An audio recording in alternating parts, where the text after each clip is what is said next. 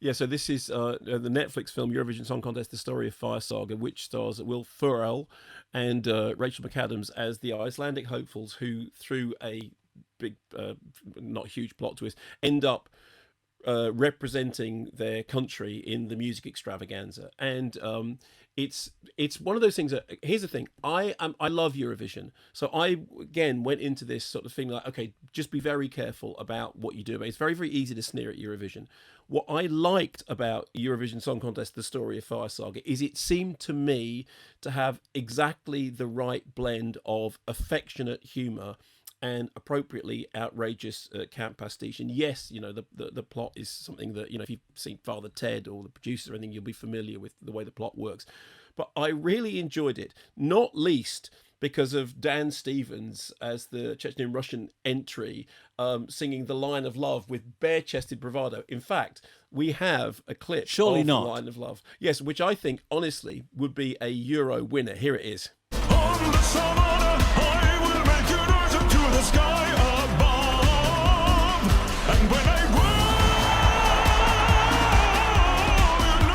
you know I'm done. Somewhere, someone tonight will meet the lion of love. Somewhere, someone tonight will meet the lion of love.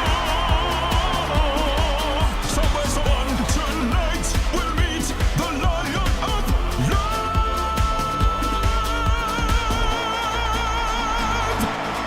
Lion of love. Who'd have thought that was Dan Stevens? You wouldn't pick that up, I think, just from that first play.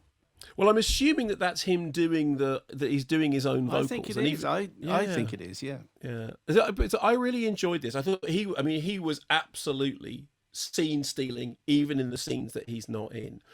But the thing I liked about it, and again, I've read some sniffy reviews, it was saying, well, you can't possibly pastiche Eurovision because it's a pastiche of itself. Yeah, we all know that.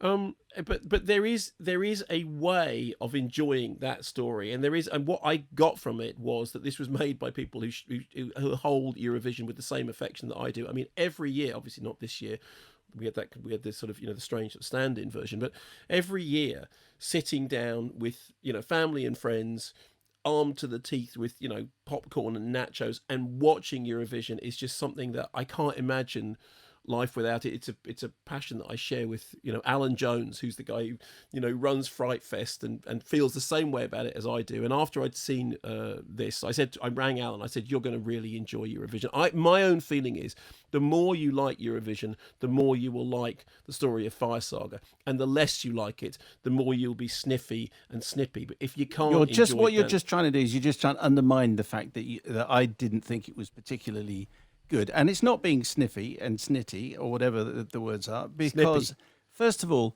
it's 2 hours plus, and that is a real grind. I think nothing is as funny as the first 15-20 minutes when Pierce Brosnan turns up as Will Ferrell's Icelandic dad.